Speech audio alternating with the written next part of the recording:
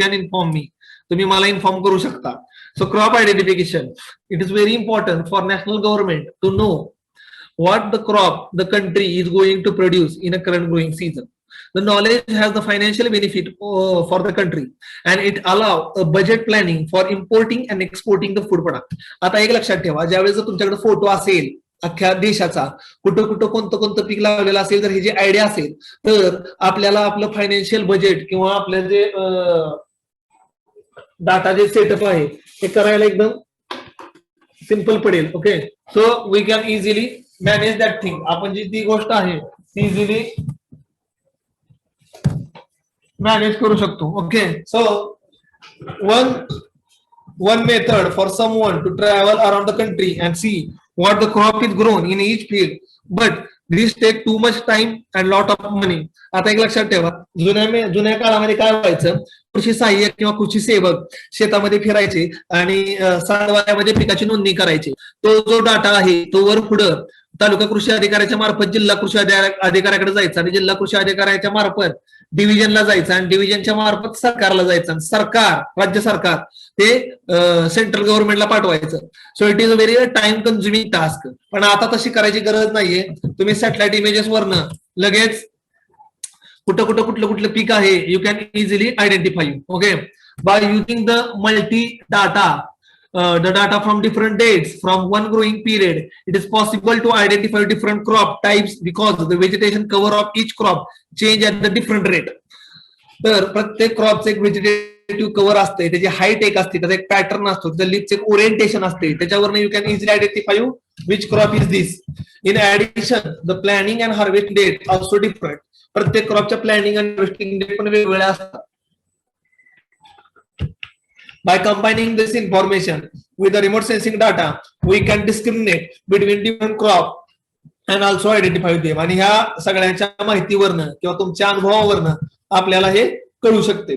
आता Saint Lucia valley vegetation distribution map आहे, हा एक अमेरिकेतला आहे. आता इथं जे पोपटी कलर मध्ये दिसतंय तिथं अल्फा क्रॉप आहे, जे पिवळ्या कलर मध्ये दिसतंय ते कॅनोला आहे, लाल कलर मध्ये जे दिसतंय ते बार्ली लावलेलं आहे, निळ्या कलर मध्ये जे दिसतंय ते पोटॅटो आहे, जांभळ्या कलर मध्ये दिसते ते ओट आहे, पांढऱ्या कलर मध्ये दिसते ते स्पिनिच म्हणजे पालक आहे, चॉकलेटी कलर मध्ये दिसते ते पाश्चर आहे आणि काळ्या कलर मध्ये जे आहे ते तिथं कुठलंही क्रॉप लावलेलं नाहीये. The image classification showing various crop types, source आहे युएस जिओलॉजिकल सर्व्हे. म्हणजे एक लक्षात ठेवा, एका गावाचा किंवा एका शहराचा एका फोटोवरनं आपल्याला कळतंय की तिथं कोणत्या कोणत्या पिकाचा किती किती एरिया आहे. हा जो फोटो आहे हा AVIRIS सॉफ्टवेअर जे सॅटेलाइट आहे त्यानं 3 सप्टेंबर 1993 साली घेतलेला होता. आता हा इतका जुना फोटो आहे, आजकाल त्याच्यापेक्षा खूप ऍडव्हान्स इमेजेस आलेल्या आहेत मार्केटमध्ये, म्हणजे तुम्ही सर्वे जास्त त्रास होत नाही. आता जीपीएस आणि GIS ह्याच्यामध्ये थोडीशी आपण माहिती समजून घेऊया. GPS is a short form of global position system which is the network of satellite that continuously transmit the coded information which make it possible to precisely identify the location on the earth by measuring the distance from the satellite. आता मी जे मगाशी तुम्हाला सांगितलं, कमीत कमी 3 satellite लागतात कुठल्याही गोष्टीची पोझिशन आयडेंटिफाय करण्यासाठी. आता इथे एक ट्रॅक्टरची इमेज आहे आणि 4 सॅटेलाइट त्याला 4 वेगवेगळ्या बाजूने ट्रॅक करतायत आणि त्यानंतर ती इमेज म्हणजे त्याची पोझिशन ठरते. GIS is the short of geographical information system. In the strictest GIS is the computer system capable of assembling, storing, manipulating, and displaying the geographical reference information. The data identified according to their location.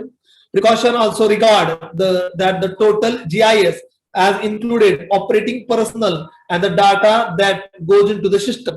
आता geographical information system जे आहे म्हणजे GPS through जो data येतो तो आपण data कम्प्युटरमध्ये feed करतो किंवा कम्प्युटरमध्ये दिला जातो आणि त्याच्यावर तिथं प्रोसेस होते आणि त्यानंतर जे फायनल आउटकम बाहेर पडतं. Example of GPS and GIS. Global position system GPS.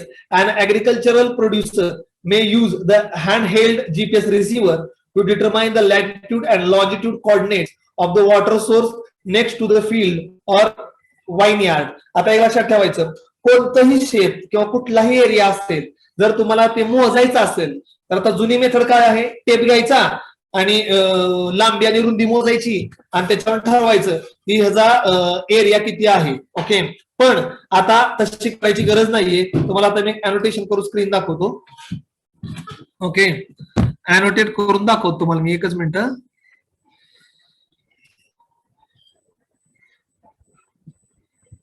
अशी फील्ड आहे तुमची, तर तुम्हाला जीपीएस लोकेटर घेऊन इथं जायचं. Point number 1, point number 2, point number 3, point number 4. या चारही पॉईंटवर तुम्हाला जीपीएस लोकेटर जो आहे किंवा तुमचा मोबाईल घेऊन जरी गेला तर त्याच्यामध्ये ते जाऊन तुमचं कंपास किंवा लोकेटर ऑन केलं तरी पण तुम्हाला समजून शकतं की आपली पोझिशन काय आहे तिथली. लक्षामध्ये चारही पॉइंटवर जाऊन जर तुम्ही पोझिशन दाखवली तर इमिजिएटली तुम्हाला कळू शकतं की आपल्या फार्मचा एरिया किती आहे. चारही ठिकाणी शेतात चालत जायचं आणि तिथं जाऊन जीपीएस लोकेशन ऑन करायचं, लॅटिट्यूड आणि लॉंजिट्यूडचा डाटा घ्यायचा आणि तो कम्प्युटरला भरला की 2 मिनिटात तुम्हाला कळतं की आपला फील्डचा एरिया किती आहे. ओके, त्यालाच म्हणलं जातं जिओ टॅगिंग किंवा Jio referencing. Okay, geo tagging किंवा जिओ रेफरन्सिंग. कुठल्याही जर शेतामध्ये प्रिसिजन फार्मिंग करायचं असेल तर जिओ टॅगिंग किंवा जिओ रेफरन्सिंग सुरुवातीला करणं हे अतिशय आवश्यक किंवा गरजेचं आहे. ओके, ठीक आहे. त्यानंतर geographical information system following a chemical spill map obtained from the GIS system can reveal an environmentally sensitive area that should be protected during the response and the recovery phase. आता इथं खाली एक photo दाखवलेला आहे, हा software मधला photo आहे. तिथे पिवळे पिवळे डॉट दिसत आहेत, पिवळा एक कलर दिसतोय, नदी नाले ओढे दिसत आहेत. तर ह्याला म्हणायचं GIS, जिओग्राफिकल इन्फॉर्मेशन सिस्टम. या प्रत्येक पिवळ्या स्पॉटवर जर तुम्ही कर्सर नेला तर तिथलं लॅटिट्यूड आणि लॉंजिट्यूड आणि डाटा सगळं तुम्हाला कळून येईल. नदीची लांबी किती आहे, नदी कुठं चालू झाली, कुठं संपली, कशी वाहत गेलेली आहे, कुठला कुठला एरिया कव्हर झालाय, कोणते कोणते क्रॉप आहेत, सगळ्याची डिटेल इन्फॉर्मेशन हे त्याच्यातनं आपल्याला अवेलेबल होते. लक्षामध्ये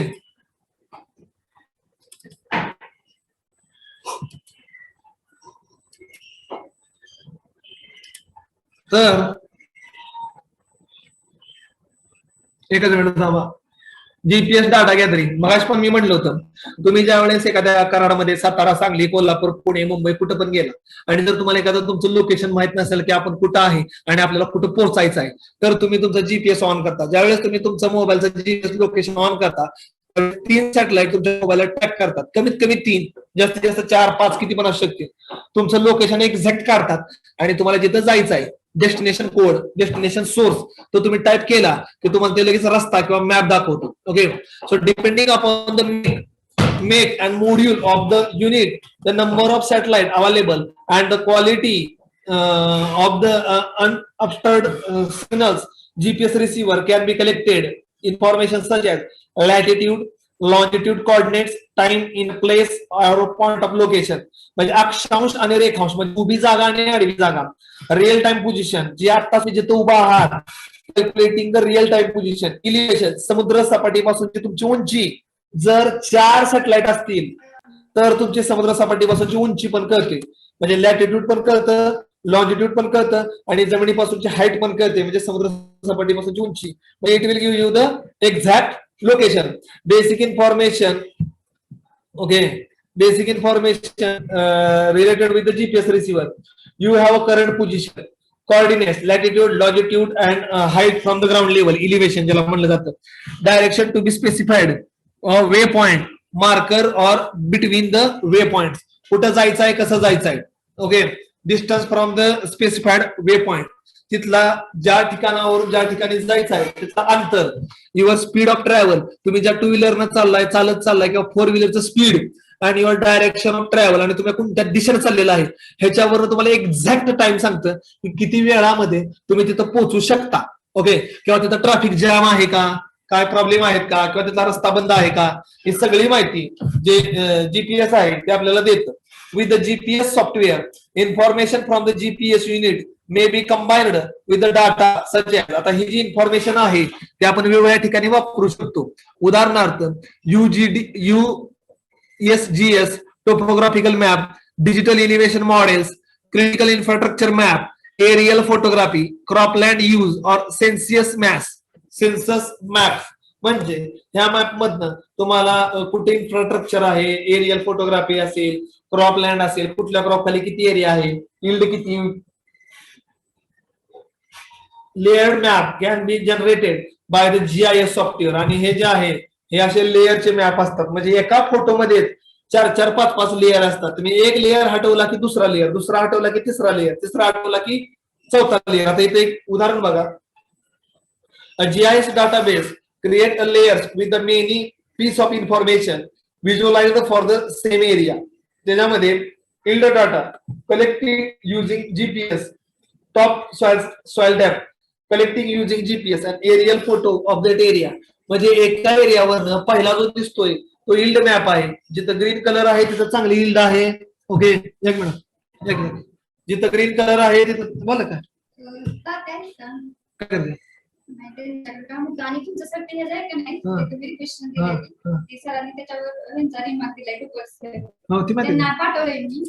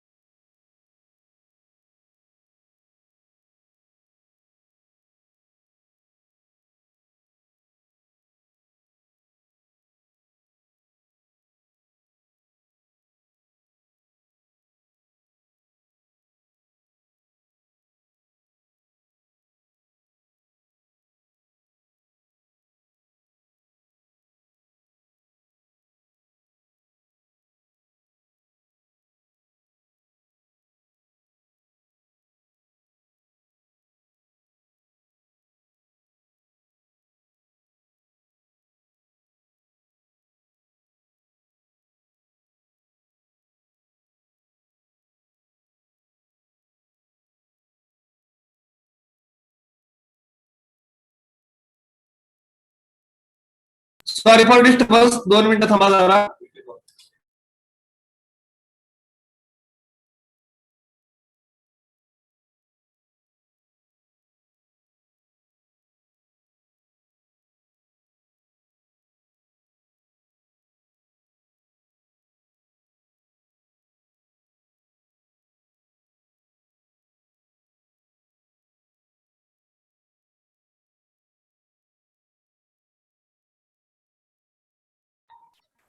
ओके, तर GIS GPS डाटाबेस जो आहे, GIS GPS डाटाबेस आहे त्याच्यामध्ये एकामध्ये भरपूर लेयर्स क्रिएट होतात. ओके, तर जसं तुम्ही एक एक लेअर काढत जाचाल तसं तुम्हाला वेगवेगळ्या गोष्टींचा डाटा अनालिसिस करता येतो. पहिल्या लेअर मध्ये यील्ड मॅप दिसतात. जिथं ग्रीन कलर आहे तिथे यील्ड चांगले आहे, जिथे पिवळा कलर आहे तिथे यील्ड ऍव्हरेज आहे, जिथे रेड कलर आहे तिथे यील्ड पुअर आहे, आणि जिथे निळा कलर आहे तिथं पाणी आहे. ठीक आहे. पहिला लेअर बाजूला केला की दुसरा लेअर सॉइलची डेप्थ पण दाखवते तुम्हाला. म्हणजे एकच फोटो होतं 4 लेअर असतात, 4-5 सॉइलची डेप्थ. ओके, ग्रीन कलर आहे तिथं सॉइलची डेप्थ चांगली आहे. ओके, आणि तिसरा आहे एरियल फोटोग्राफी. तर अशा पद्धतीनं एकाच लेअर मध्ये 4-4 गोष्टी निघू शकतात. ओके, आता जीपीएस वर्क कसं करतं.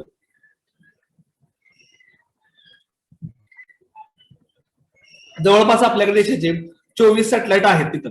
Okay, knowing the position at every time. तुम्ही ज्यावेळेस तुमचं जीपीएस लोकेशन ऑन करता त्यावेळेस 3 सॅटेलाइट कनेक्ट होतात. ओके, त्यावेळेस 3 सॅटेलाइट तुमची पोझिशन ऍट अ टाइम करतात.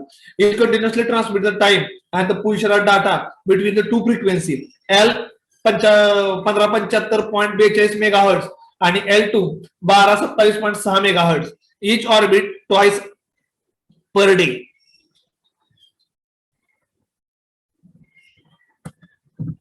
ग्राउंड रिसीव्हर जो असतो तुमचा GPS receiver calculating the position and times the signal and calculate the distance to each satellite received.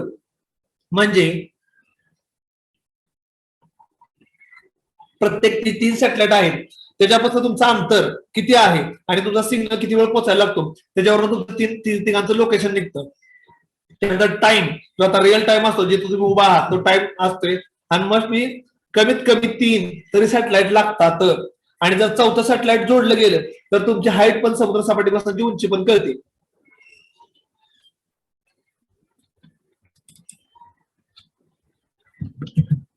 एकच मिनिट थांबा. तेव्हा इथं पोझिशन दाखवलेली आहे.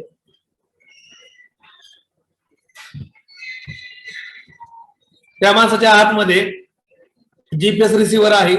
4 सॅटेलाइटनी त्याला पकडलेला आहे, त्याचे सिग्नल पकडलेले आहे ती. आणि खाली जे आहे ते सॅटेलाइट आहे. त्यामुळं एक्झॅक्ट जे आहे ते पिन पॉइंट लोकेशन कडून जातं आपल्याला. ते आपल्याला बॅक स्लाइड कसा आहे ना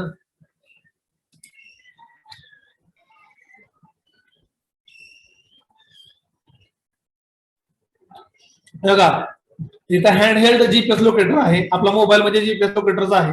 बॅकपॅक म्हणजे तुमच्या पाठीवर सुद्धा तुम्ही बॅगेमध्ये ठेवू शकता, पाठीवर बांधू शकता किंवा मोबाईलवर गाड्यांवर, 4 व्हीलरवर, 2 व्हीलरवर, सायकलवर लावू शकता. ज्याला आपण व्हेकल मॉनिटर म्हणतो. ट्रिमलर शेवटचा दाखवलेला आहे बघा. अशा प्रकारचे 3 प्रकारचे जीपीएस लोकेटर असतात.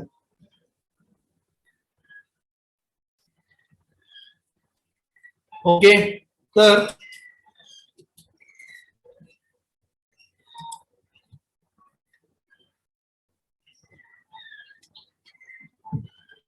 आता इथे एक तुम्हाला मशीन दिसते त्याच्यावर अँटिना आहे. त्याला जीपीएस अँटिना अटॅच आहे. म्हणजे मशीन कशी मूव्ह होते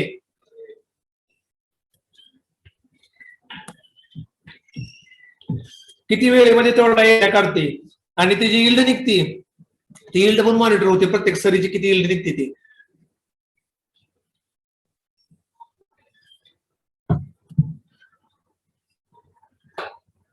आता कमर्शियली अवेलेबल जीपीएस बघा इथं दाखवलेले आहेत फोटो ग्रॅमिनी आणि ट्रिमलरची.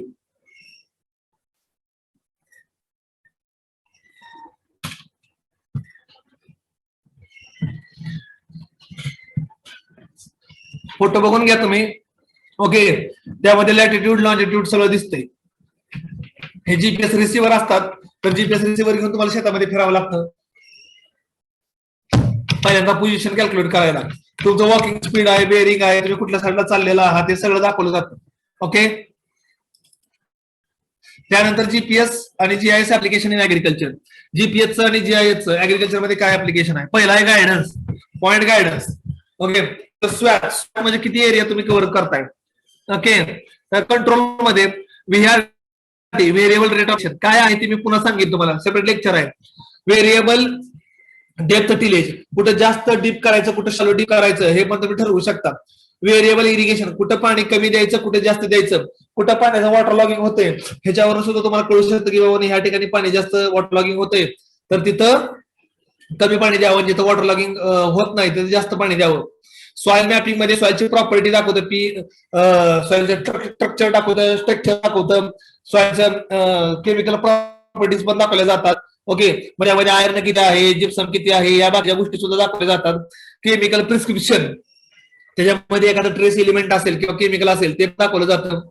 टिलेज मॅप्स मध्ये कुठं नांगरलेलं आहे, कुठं रोटरलेलं आहे, कुठं कुळवलेलं आहे हे सगळं दाखवलं जातं. यील्ड मॅप तुमचं उत्पादन किती येऊ शकतं हे त्या फोटोवरनं कळू शकतं त्या क्रॉपच्या. पेस्ट मॅपिंग म्हणजे काय, तुमच्याकडे पेस्टचं इन्फेक्टेशन किती झालेलं आहे, कुठनं झालेलं आहे, कोणत्या प्रकारचा पेस्ट आहे, कोणत्या स्टेजला आहे, त्याने किती डॅमेज केलेलं आहे हे सर्व समजू शकतं. टोपोग्राफिकल मॅप मध्ये काय, तुमचं शेत चढ कुणीकडे आहे, उतार कुणीकडे आहे, आजूबाजूला डोंगर रांगा कशा आहेत, तुमच्या शेतामध्ये पाणी साठू शकतं का नाही या सगळ्याची इन्फॉर्मेशन देता येते. आणि प्लांटिंग मॅप म्हणजे काय, शेतावरनं तुम्ही कुठलं पीक लावू शकता, त्याच्यामध्ये row to row, plant to plant spacing कसं असू शकतं आणि त्याच्यामध्ये किती झाडं असू शकतात हे सुद्धा तुम्ही कॅल्क्युलेट करू शकता. ओके, त्यानंतर येतं फील्ड मॅपिंग. ठीक आहे, तर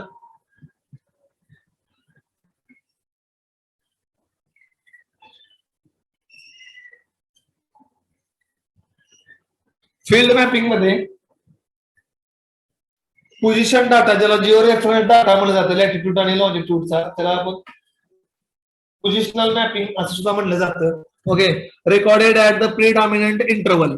Other data recorded manually or automatically by the monitor, computer or data logger. Data displayed by the geographical information system in a thematic map or format. तर हे लक्षात ठेवायचं, जीपीएसच्या लोकेशन मधनं जो डाटा येतो आणि जे मॅप बनवले जातात त्याला आपण जीआयएस म्हणतो. Soil mapping, geo referenced soil map can be collected. Okay, sampling method, grid sampling, intensive sampling और एंटायर फील्ड सॅम्पलिंग. म्हणजे शेताचा एक कोपरा किंवा एक कोड किंवा एक रो किंवा निम्म शेत हे तुम्ही ठरवायचं की किती एरियावर तुम्हाला सॅम्पलिंग करायचं आहे. Directed sampling, intensive sampling, particular target area, तर तुम्ही ठरवायचं की तुम्हाला किती एरियावर सॉइलचं सॅम्पलिंग करायचं आहे. Okay, semi automatic soil sampler. आता इथं बघा फोटो दिसतोय, तर हा ट्रॅक्टर आहे, त्यामध्ये जीपीएस लोकेटर पण इथं बसवलेला आहे. लक्षामध्ये, हा जो ट्रॅक्टर आहे इथं जीपीएस लोकेटर पण बसवलेला आहे. ठीक आहे,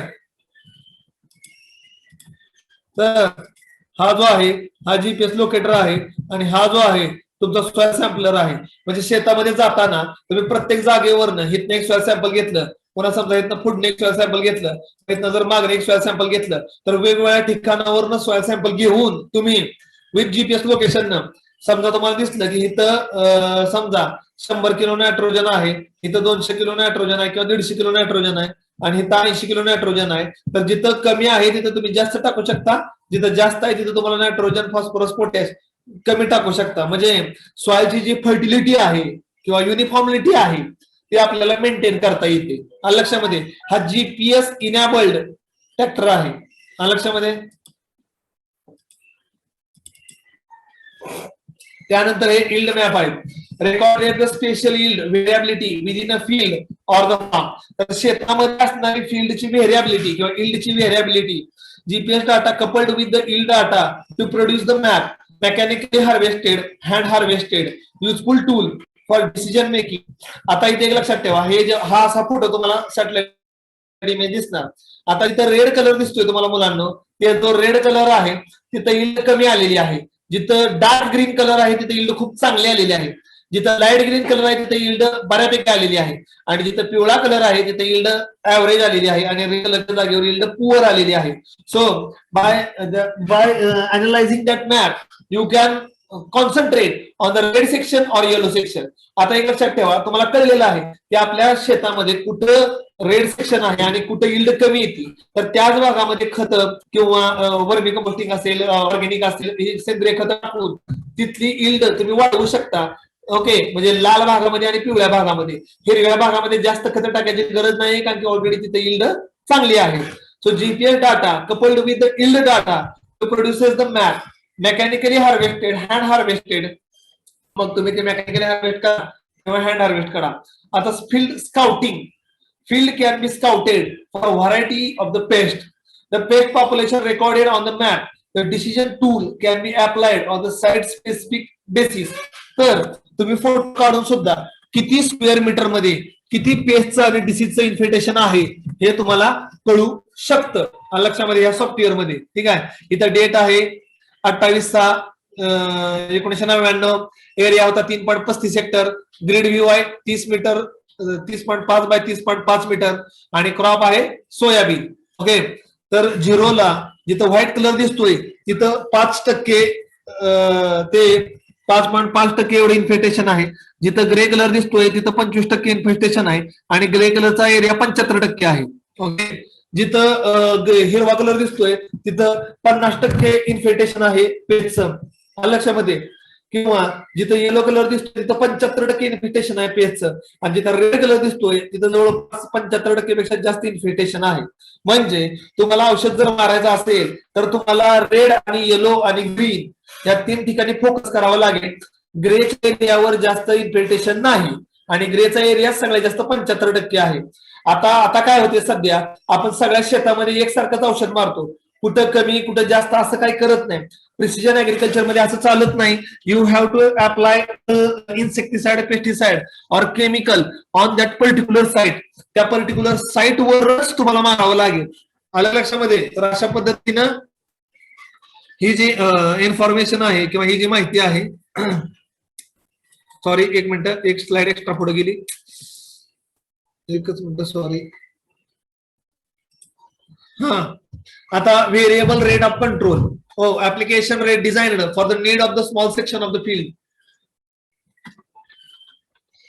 GPS determine the position of equipment in the field and the computer controls the GPS data and prescription of field to adjust it.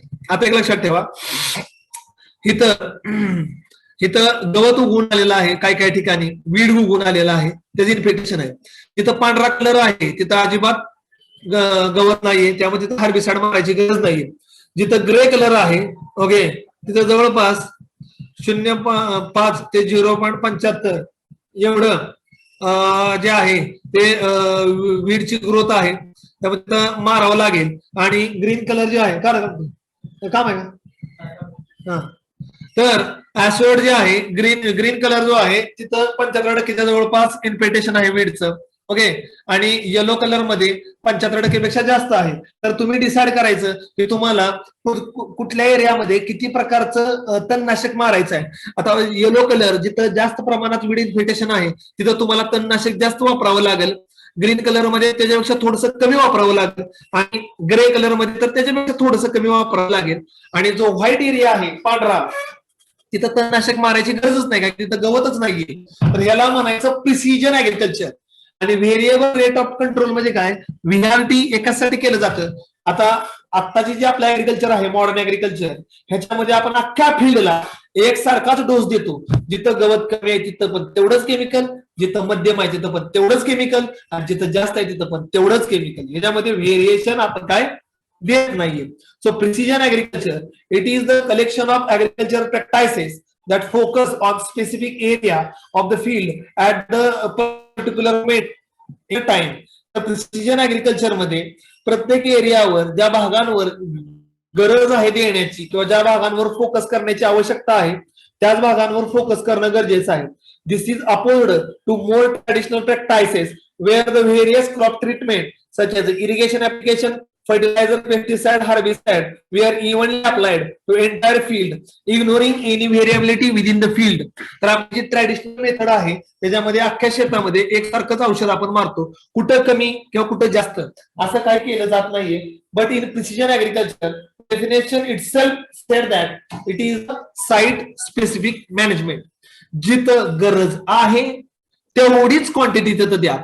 Advances in remote sensing technology and reducing the cost of sensor is now allowing for more widespread use of such equipment in farming. तर आजकाल खूप technology advance झालेली आहे, आणि advance technology असल्यामुळे लोक मोठ्या प्रमाणामध्ये वापरायला पण चालू करतात. आपल्याकडे सध्या नाही, फॉरेन कंट्रीज मध्ये with the use of this sensor it is possible to identify which particular area of the field are needed of which treatment and the focus of the application of the chemical. So this particular location is kept alone. म्हणजे जिथं problem आहे तिथंच treatment द्या. हो, जिथं problem नाही तिथं treatment देण्यामध्ये मतलब काय आहे. सपोज तुम्ही एखाद्या डॉक्टरकडे गेला आणि तुम्ही म्हणला की माझं डोकं दुखतंय, आणि डॉक्टरने जर तुम्हाला पोटदुखीची गोळी दिली तर तुमचं डोकं दुखायचं थांबणार आहे का? नाहीच थांबणार. म्हणजे दुखतंय तुमचं डोकं आणि गोळी दिली पोटदुखीची. तसं आपल्या ऍग्रिकल्चर मध्ये झालेलं आहे. इन्फेक्टेशन आहे एक्स ठिकाणी, आणि औषध एक्स आणि वाय दोन्ही ठिकाणी मारलं जातं. त्यामुळे जिथं वायच्या ठिकाणी इन्फेक्टेशन नाहीये तिथं औषध वाया जातं. तर प्रिसिजन ऍग्रिकल्चर मध्ये जिथं प्रॉब्लेम आहे तिथंच फोकस करायचा आहे. Reducing the amount of chemical used and thus the cost of the application as well as protecting the environment. आणि ह्याच्यामुळं एक तर पोल्युशन पण कमी होतं आणि एन्व्हायरमेंटचं जे प्रॉब्लेम क्रिएट होतोय तो पण कमी होतो. आता इथे एक फोटो दाखवलेला आहे. Soil test of phosphorus potassium pH of Central Missouri USA farm. Okay, blue to red is a low and high for the concentration. Okay, low to high. तर जिथं ब्ल्यू कलर आहे तिथं फॉस्फरस पोटॅशियम पीएच चं concentration जे आहे ते कमी आहे, ब्ल्यूचा एरिया जास्त आहे. आणि तिथनं जसं तुम्ही ग्रीन आणि रेड कडे जात जाचाल, ग्रीन नंतर रेड, तिथलं जे कॉन्सन्ट्रेशन आहे ते वाढत चाललेलं आहे. मी पुन्हा रिपीट करतो, ह्या फोटोवरनं काय दिसतंय तुम्हाला की सॉइल टेस्ट मध्ये ब्ल्यू कलरला फॉस्फरस पोटॅशियम आणि कमी आहे आणि रेड कलरला जो आहे तो हाय आहे फॉस्फरस आणि पोटॅशियम. म्हणजे जिथं रेड कलर आलेला आहे मॅप मध्ये तिथंच तुम्हाला फॉस्फरस आणि पोटॅशियम अप्लाय करण्याची आवश्यकता आहे. ओके, त्यानंतर adjustment of ultra low volume herbicide applicator. With this method, the use of chemical in agriculture is greatly reduced.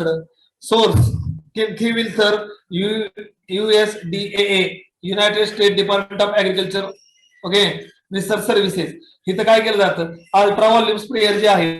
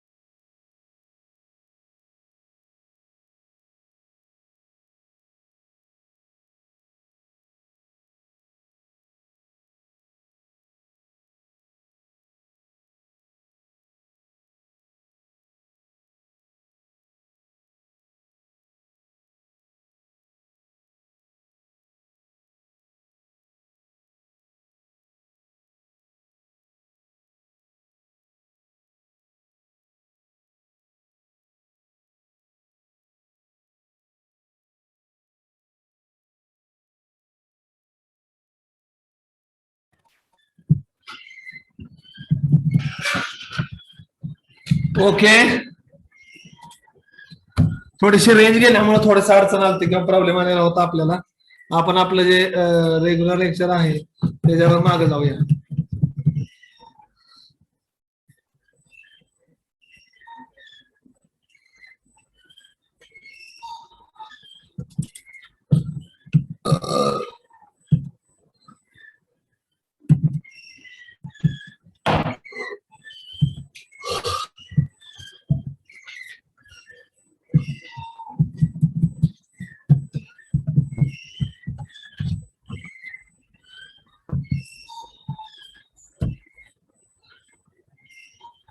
दोन मिनिटं होल्ड करा पोझिशन.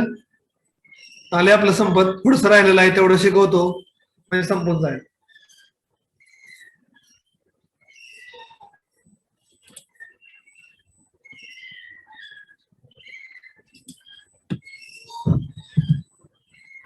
तर experimental setup for paddy field preparation of using 9 types of cultivar. वेगवेगळ्या 9 प्रकारच्या व्हरायट्या लावलेल्या होत्या आणि त्याचे area of cultivation without navigator 55 by 36.4 metre म्हणजे 0.20 हेक्टर म्हणजे 20 गुंठ, आणि विथ नॅव्हिगेटर 55 बाय 36 सुद्धा 20 गुंठ. Location research plot, latitude 30.90 minute आणि लॉंजिट्यूड 75.81 मिनिट, आणि लॅटिट्यूड इकडे आहे विथ नॅव्हिगेटर लॅटिट्यूड 30.90 आणि longitude 75.81.766. Total width of the machine 2.6. Position of GPS antenna for cultivator 1.7 millimetre front 1.7 millimetre front आणि visibility of navigator screen to operator not visible. Okay, without navigator आणि with नॅव्हिगेटरला ते visible राहतं. Okay, तर हे जे आहे हे विदाउट नॅव्हिगेटर आहे, विथ नॅव्हिगेटर आहे. 0.001, 0.002, 0.00468. ओके, म्हणजे 0.47 सेक्टरवर हे क्रॉप जे आहे ते कल्टिव्हर केलेलं आहे. आणि विथ नॅव्हिगेटर वर बघा, ठीक आहे,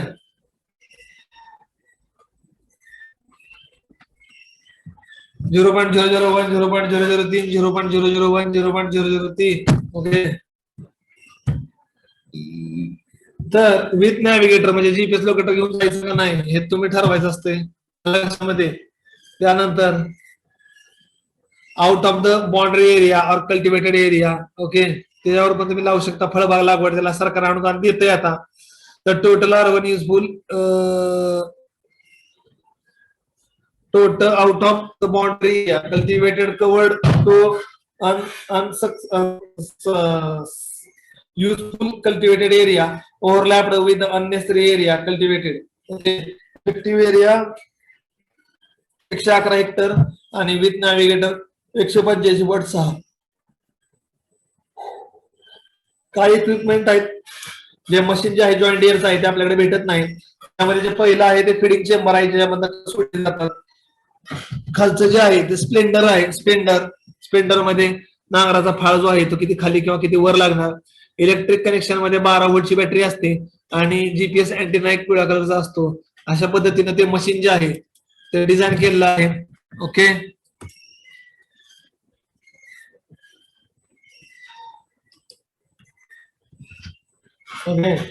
mixed uncovered area during the urea fertilisation. आता इथं जो तुम्हाला फोटो दिसतोय ग्रीन कलरचा मध्ये मध्ये एक दोन स्ट्रीप दिसत आहेत, तर 80 ते 120 सेंटीमीटर 0.001 हेक्टर 0.14 हेक्टर किंवा इकडे जर असेल तरी सुद्धा 86.06 हेक्टर. आणि इल्डची व्हेरिएबिलिटी तुम्हाला दिसून येतच आहे. तर जेवढा ग्रीन कलर आहे तेवढी इल्ड चांगली येणार आणि ग्रोथ पण चांगली येणार. फक्त प्लांट पॉप्युलेशन जे आहे ते अप टू डेट पाहिजे. Okay, experimental setup during the zoom till drilling the operation in the field. Okay, त्यामध्ये स्मॉल सॅटेलाइट नॅव्हिगेटर ज्याला जीपीएस लोकेटर किंवा जीपीएस अँटेना म्हटलं जातं. ओके, त्यात ट्रॅक्टर पाहिजे ज्याच्यामध्ये जीपीएस लोकेटर इनॅबल्ड पाहिजे किंवा पुढं किंवा हे असेल तिथे जाणार वापरतात तिथं सुद्धा त्यांच्या तिथं जीपीएस लोकेटर फिक्स पाहिजे. Zero tillage will be zero tillage drill setting. Okay, ठीक आहे. आता overlapping during the zero tillage drilling with the नॅव्हिगेटर.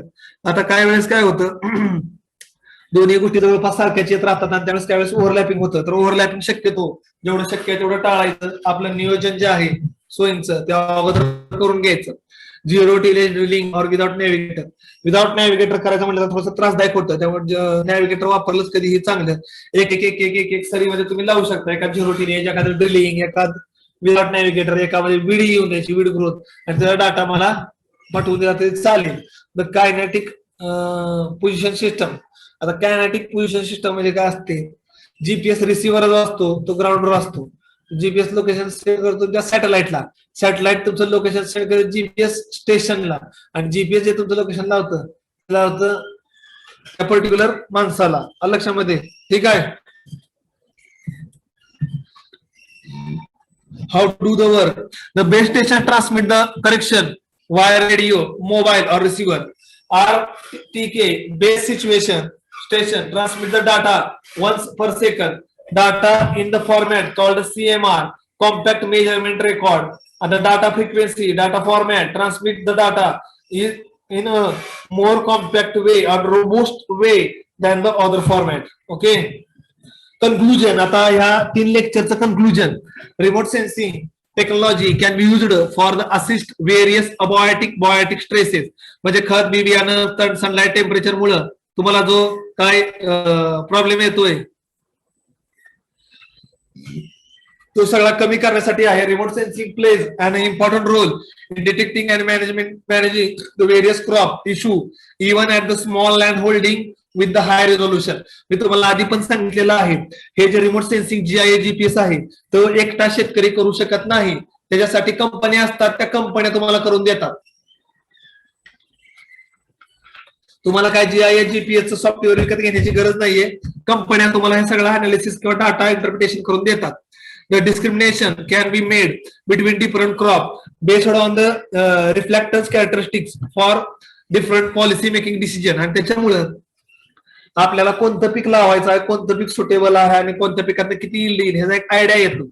Crop yield forecast is also important factor in decision making and therefore can accomplished by the ground and satellite based remote sensing. तर उत्पादन किती येणार आहे किंवा yield किती येणार आहे हे पण मी तुम्हाला सांगितलेलं आहे. By using the microwave remote sensing, study related with the nutrient and moisture assessment can be undertaken on the temporal or spatial scale. Microwave remote sensing ला जरी ढगाळ वातावरण असतं तरी काहीही फरक पडत नाहीये. ओके, तरी सुद्धा ते रिमोट सेन्सिंग होतं. ओके, सगळ्यांनी व्हिडिओ ऑन ठेवा.